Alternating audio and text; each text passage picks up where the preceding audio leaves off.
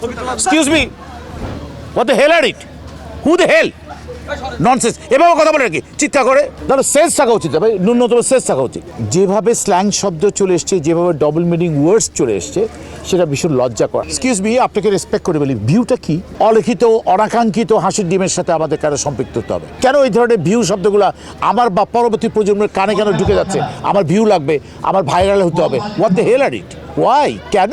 Specially শুধু এতটুকু বলবো যে কথাটা যদি এইভাবে বলি যে এরকম একটা উৎসবমুখর পরিবেশের জন্য উন্মুখ হয়ে বসে থাকি, খুব ভালো লাগছে এখানে এসে সত্যি। কারণ হচ্ছে অনেকগুলো ব্যাপার বলবো, একটু আগে একটি চ্যানেলের সামনে বলে ফেলেছি কিছু কথা, যে ছোটোবেলায় কথা মনে পড়ে যায়। এটা আসলে যেহেতু বড়দের প্রোগ্রাম, কিন্তু ছোটোবেলায় কথা মনে পড়ে। স্কুলে যখন কোনো কম্পিটিশন হয়, কম্পিটিশনে ফার্স্ট সেকেন্ড থার্ড অ্যাওয়ার্ড দেওয়া হয়, যেটা আজকেও পেয়েছি। 20-22 জন বাচ্চা কম্পিটিশনে এসছে, কেউ বিস্কিট, এভাবে বিস্কিট নিবে, চকলেট নিবে, রেসিং নিবে, অনেক কিছু নিবে, কিন্তু ফার্স্ট সেকেন্ড থার্ড 3টে পুরস্কার আছে। ভীষণ ভালো লাগলো।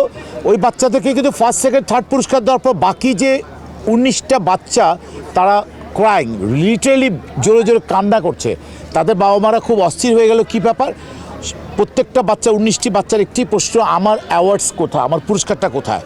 তো এখানে খুব ভালো লাগলো সাজু ভাইদের এই আয়োজনে বাচ্চাদের জন্য সান্ত্বনা পুরস্কার রাখা হয়েছে, এবং সবাই কিন্তু হ্যাপি হয়েছে। রিয়েলি অ্যাপ্রিসিয়েটেড, এটা আমি আসলে অ্যাপ্রিসিয়েট করি। ছোটোবেলায় যদি আমাকে এরকম একটা অ্যাওয়ার্ড দিতে, আমি খুব আরও বেশি খুশি হতাম। এরকম আয়োজনে আমরা মাঝে মধ্যেই আপনাকে কাছে পাই, মোটামুটি বলা চলে আপনাকে ডাকলেই আপনাকে পাই আর কি। আমি আপনার সামাজিক যে যোগাযোগটা, এটা আপনি কেন মেনটেন করেন, নাকি আপনি মানুষটাই এরকম? আমি মানুষটাই খুব, রানা ভাই ভালো বলতে পারবো, বাকিরা ভালো বলতে পারবো, বা আপনারা আমার স্বভাব সুলভ আচরণগুলো দেখেছেন, আমি এইরকমই। Excuse me, what the hell are it? Who the hell? Nonsense. এভাবে কথা বলে নাকি চিৎকার করে? Bloody fool. দাঁড়াও, হোয়াট দ্য হেল আর ইট? দাঁড়াও, সেন্স থাকা উচিত, ভাই ন্যূনতম সেন্স থাকা উচিত। Excuse me, sorry, I am really sorry. কেরানীগঞ্জের রুহিতপুরে গ্রিনভিল সিটিতে প্লট বিক্রি হচ্ছে কাঠাপ্রতি 1 লাখ টাকা ছাড়ে 8 লাখ টাকায়, আর এককালীন মূল্য পরিশোধে মাত্র 7 লাখ টাকায়। ওইভাবে বলতে হয়, সোলসের একটা কাজ ছিল, ব্যস্ত তো আমাকে দেয় না অবশ্যই, তাই বলে কি আমি স্বার্থপর? ব্যস্ত আছে, ব্যস্ত মাঝে মাঝে টুকটাক কিছু কাজ করছি। তবে আমি তো বরাবরই যে কাজটা করি এবং করে আসছি, সেটি হচ্ছে, বারবার কেন যেন কথাটা বলতে হয়, আমি আসলে এই ভদ্রলোককে দেখলে আমি আর কথা বলতে পারি না। তো না, আপনি চলে যান না ভাই, আপনার মতো সুইট মানুষ, না আপনার মতো সুইট মানুষটাকে দরকার আছে। না ভাই, না ও বসবে। চলেন। ব্যস্ততা আছে, তবে টুকটাক কাজ করছি। ঈদের জন্য বেশ কিছু স্ক্রিপ্টও বাসায় আছে, পড়ছি, ডেট কয়েকজনকে দিয়েছি, কাজগুলো হচ্ছে ভালো। তবে সবার মতো অতটা ব্যস্ততা আমার নেই বললেই চলে, কারণ আমাকে একটা জায়গায় ডিসেন্সে কাজ করতে হয়। আমার একটা কোম্পানি আছে, সেখানে আমার যথেষ্ট সময় দিতে হয়। কাজের কথা বলছেন, আসলে আমরা দেখেছি যে কাজ করেন খুব বেছে আসলে, আর আপনার এক পাহাড় সমান অভিযোগ এখনকার প্রজন্মদের কাজ দেখে, আসলে সেই জায়গাটা নিয়ে যদি একটু বলতেন। আপনি এত কঠিন একটা কোশ্চেন আমার উপর ছুড়ে দিলেন। পাহাড় সমান অভিযোগ নেই, অভিযোগটা একটা জায়গায়, যে সেই সময়কার নাটকগুলো, মানে আমি বলছি যে 71-এর পরে যে নাটকগুলো অনেক ম্যাচিউর হওয়ার পর দেখেছি, আমার আম্মু আমাকে দেখিয়েছেন, আমার আব্বু আমাকে দেখিয়েছেন, যে নাটক সবাই মিলে দেখার মতো একটা পরিবেশ থাকে। আজকাল ড্রয়িং রুমে কিন্তু বাবা মাকে নিয়ে, ইভেন কাজের বুয়ার সামনেও নাটক দেখতে পাওয়া যায় না। সেটা ব্যর্থতা আমাদের।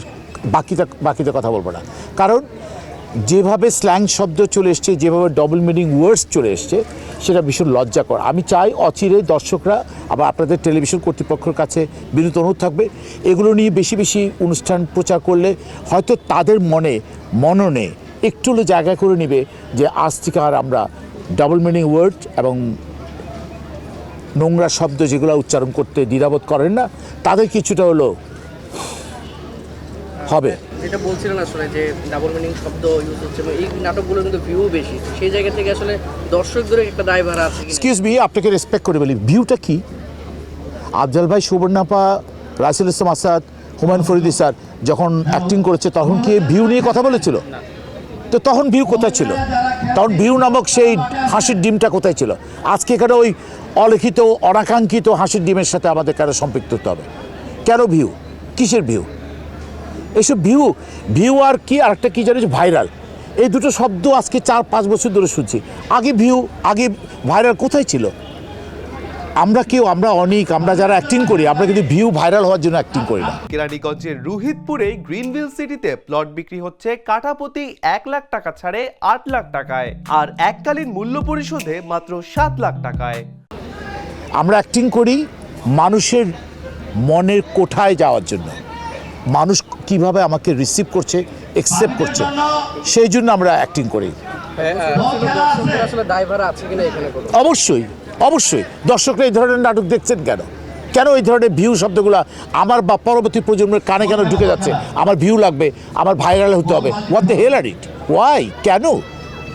আমরা তো ভিউ বাড়াবার জন্য, ভাইরাল হওয়ার জন্য আমি মুখী জাকারির অন্তরে জন্ম নিইনি। আমার ফ্যামিলি আমাকে ওই শিক্ষাটা দেয়নি, কারো ফ্যামিলিতে শিক্ষা দেয়নি। কিন্তু মুষ্টিমেয়, আমি সবার কাছে হাত জোর করে করেছি, মুষ্টিমেয় কিছু পার্সন এই কাজটি করেন, সবাই করেন না, কিন্তু এটা দায়ভার আমি নিচ্ছি। এই কারণে নিচ্ছি, তাদেরকে বুঝাবার ব্যর্থ চেষ্টা আমার দ্বারা হয়েছে বলে মনে হচ্ছে। তবে 2025 সন, প্লিজ আমরা সবাই সাবধান হয়ে যাই, আর এই পরবর্তী প্রজন্মকে, পরের প্রজন্মকে আমরা নোংরা শব্দ না শোনাই। ভাইয়া, নাটকের যে অর্থনীতি, ব্যাপারটা হচ্ছে যখন যাদের ভিউ আছে তাদের উপরই লগ্নিটা বেশি হচ্ছে, এ ধরনের কিছু ভিতরে ঘটছে কিনা? কারণ যারা টাকাটা লগ্নি করবে তারা তো দিন শেষে দেখে যে কত ভিউ হচ্ছে, ফেস ভ্যালুর একটা ব্যাপার দাঁড়ায় যায়। তো এখানে দেখুন, নাটকটা তারা ব্যবসার খাতিরে করছে। আগেকার আমলে কিন্তু নাটকটা কিন্তু ব্যবসার জন্য করেনি, একটা ভালো ভদ্র পরিবেশে নাটকটা দেখবেন সে কারণে করেন। কিন্তু এখন নাটকটা হয়ে গেছে মুষ্টিমে কিছু মানুষের জন্য, আপনাদের মতো ভদ্র ঘরের সন্তানদের জন্য নাটক না। সরি, উত্তরের উপায়টা আমি না, আমার চেয়ে যারা বিজ্ঞ লোক, যারা অনেক বড় বড় অ্যাওয়ার্ডস পেয়েছে, তাদের কাছে কোশ্চেনটা করবেন।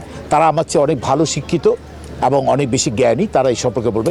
আমার মতো এটা বলাটা মানে মুকিত জাকারিয়ারা যারা যখন নাটকে এসেছেন, মানুষ তাদেরকে ভালোবেসে গ্রহণ করেছে, আর এখন মানুষের ভিতরে জোর করে মানে ঢুকিয়ে দেওয়া হচ্ছে। এই যে দুইটা পার্থক্য দেখছেন দুইটা জেনারেশনের ভিতরে, এই নিয়ে কি বলবেন আসলে? আপনি আমাকে অনেক কঠিন কঠিন কোশ্চেনে জর্জরিত করে ফেলতেছেন। প্লিজ আমাকে এই ধরনের কোশ্চেনে জর্জরিত করবেন না। তবে সাউন্ড খুব ডিস্টার্ব করছে আমাকে। ভালো থাকবেন।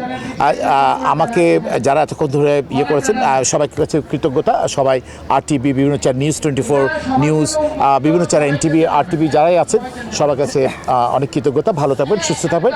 অবশ্যই সুস্থ সুন্দর বিনোদনের সাথে থাকবেন, বাংলা নাটকের সাথে থাকবেন। অবশ্যই সেটি যেন পরিচ্ছন্ন পরিবেশে যেন নাটক দেখতে পারি, সেই প্রত্যাশায়।